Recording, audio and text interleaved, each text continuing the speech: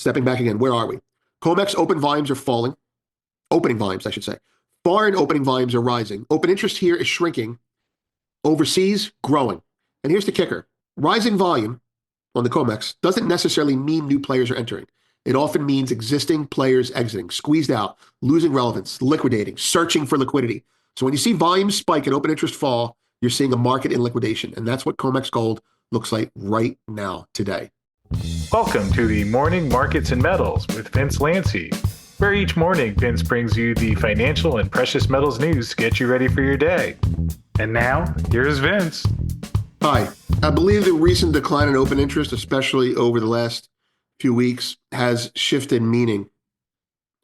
What began as a sign of a healthy market has become something else. Not necessarily unhealthy in the long run, but now a signal. Risk is rising, specifically risk to the viability of the Comex gold contract and a slow-moving but now quickening effort to unwind short positions in the U.S. What does it mean for price? If that's why you're here, well, it means over the next year or so, 20%, the next 20% could be lower, but the next 50 or 100% will be higher. Usual disclaimers added. But drilling down a little bit more, picture a Venn diagram with four circles. One circle is Basel III implementation, dated July 1st. Another, Trump's tariff negotiations and the economic standoff with China. The third, the upward bias we're seeing from swap dealers in Comex trading, covering shorts faster than usual, while longs are exiting positions, often for profit, and also faster than usual. And the fourth circle, let's call that a placeholder. Actually, no, it's not a placeholder. The fourth circle is gold repatriation. The U.S. is actively pulling back a significant chunk of its gold. Now, these circles intersect, not just symbolically, but operationally. And we're going to have to narrow down and eventually define what sits at the center of that intersection. For now, here's what it contains, kind of a bucket. July 1st, Basel III gets implemented. July 6th through 8th, the BRICS Summit. And whatever internal deadline the Trump administration has set for escalation in the ongoing U.S.-China trade war. What else belongs in the middle? Well, that's where it gets, I think, really important. The death of financialization, the repatriation of payment chains, the deconstruction of the rehypothecation-based carry trade that's underpinned global markets for decades. Obviously, I'm talking about gold. So what would this graphic actually mean? Well, let's get to that. But first, let's go back to the open interest, because that's what sparked this whole connection of dots and this Venn diagram exercise. Section 2, market structure. What's normal versus what's changing? Let's talk about the plumbing, how markets function underneath. That's where we need to begin, not necessarily because it's the foundation of everything, but because it's critical to understanding what we're seeing right now. And it's what triggered this whole conversation. There are two areas to cover: what healthy and unhealthy markets look like structurally, particularly in futures, and what Basel III actually implies to the market structures, broadly speaking, and how it's likely to manifest in the U.S., presumably starting July 1st, rolled out over 3 years. From there, we'll talk about how these two concepts, market structure and Basel III, interact to change what we consider normal market behavior. And there's a causative relationship in play. So let's begin, at least for now, with how I look at things. We're going to start with what a normal functioning market looks like. Now, this will get a little granular here. If you already understand how futures markets function, you can skip ahead. But some people may need to hear this. And it's actually the missing piece that the Founders Group and myself have been discussing for the last 2 years, evolutionarily speaking. And we may have crossed a Rubicon of sorts in the past week or so. Okay.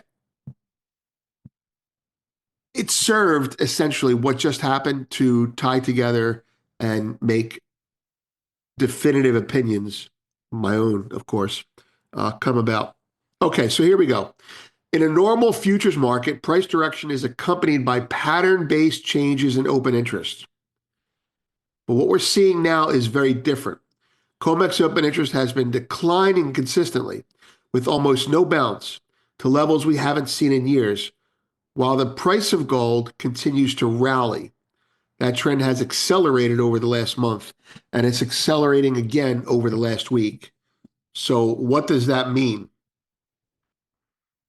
In a healthy market, when open interest drops as price rises, that's typically just short covering. Shorts are nervous, and you get what's technically known as a short covering rally. Happens all the time. Just like longs take profits and the market drops, shorts cover and the market rises. So yes, that's normal behavior. But when it persists and becomes extreme, it starts to raise new questions. Before we go there, we need to take a step back and look at Comex structure in particular, who the players are. Historically, bank swap desk shorts have dominated this market.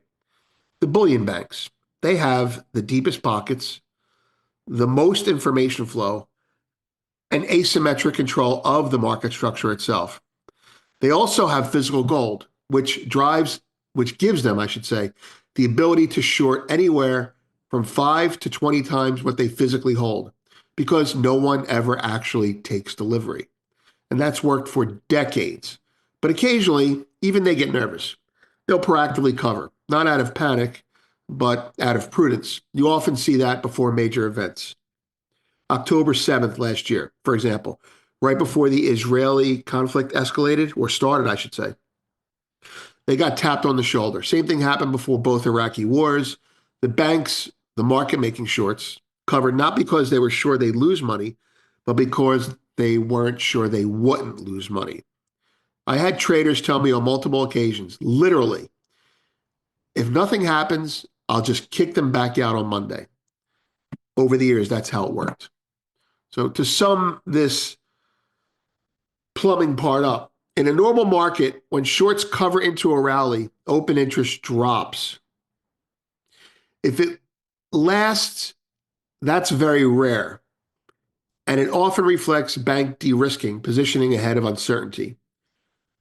But now it's different, or at least chronic and exaggerated. This time, open interest isn't just falling, it's falling to relatively extreme levels. And while open interest changes alone aren't conclusive in the broader context, in combination with the things we've been studying for the last 3 years, China stepping up as a gold futures and physical market hub, accelerating recently, Basel III implementation happening in 3 months, the structural death of the rehypothecation trade, a function of that, and US-China economic realignment, or misalignment, if you want to call it that. This open interest collapse is not just healthy short covering. It's potentially something much bigger. Section 3, 2 interpretations, regime change or contract death. So let's lay out what we think are the 2 possible interpretations of this dramatic shift in open interest. It's possible both are true at the same time. Scenario 1, this is still a healthy market, but it's entering a new regime, a good regime. The banks may have realized this is now a buyer's market. You have to be long. Can't play the old game anymore. You can't lean on leverage. You can't assume delivery won't be demanded. The whole architecture, the market structure has changed. So they're resetting their books every chance they get. They're not panicking. Maybe they are. Maybe some of them are panicking, but they're definitely repositioning. They see what's coming. They know Basel III is the real deal. They know the gold trade is transitioning to a physical first system. They know China is now center stage in futures and physical, so they adapt. That's what smart money does. This scenario still qualifies as healthy, but it feels extreme because it's a break from everything we've known. That's our own historical bias. It's what you'd call regime change in the structure of the market. And to be clear, regime changes do happen. They've happened in other asset classes over the years, but not in gold, not in my entire career. My career spans to 1994. Open interest collapse makes things understandable, but open interest collapse while price continues to rise can also signal a much darker outcome. Now, the contract in scenario 2 is the contract is dying. That's the darker outcome. Not just repositioning, not just short covering, but complete disengagement from the market. It could be that the Comex contract in gold itself is dying. We've seen this before. Palladium as a prime example. That market was squeezed by the banks. Funds got blown out repeatedly. Eventually, it became unusable. Still, it exists, yes, but as a shell of its former self. No one touches it now. It's too thin. It's too dangerous. The same thing happened with the potato contract on NYMEX. I'm going way back to stories I heard. It got taken out, effectively destroyed by interlopers. In this case, the gold case, the interloper may not be a fund or a rogue trader. In fact, it's not. The interloper is China. They're not trying to destroy Comex. It's destroying itself from the inside. They're just buying physical. And that's collapsing the entire rehypothecation-based leverage system underpinning the Comex structure. So before we go further, let me ask it again. Is the Comex contract dying? Empirically, on observable fronts, it's already fading in relevance. Not necessarily dying, but giving up dominance for sure to China and Dubai and anyone else who opens up a gold contract. Section 4, evidence of decline, volume migration, and market dislocation. Let's look at the evidence. First, market share. Comex's share of global gold futures volume, open interest, I should say, and volume is declining. Look at Dubai, look at Shanghai. Volumes are growing there and shrinking here. They are shrinking here in terms of market share with them. And I'm putting a note here to include some picks to give a feel for this. Open interest is actually the more important aspect here. Open interest in those foreign exchanges is rising. Here in the US, it's falling.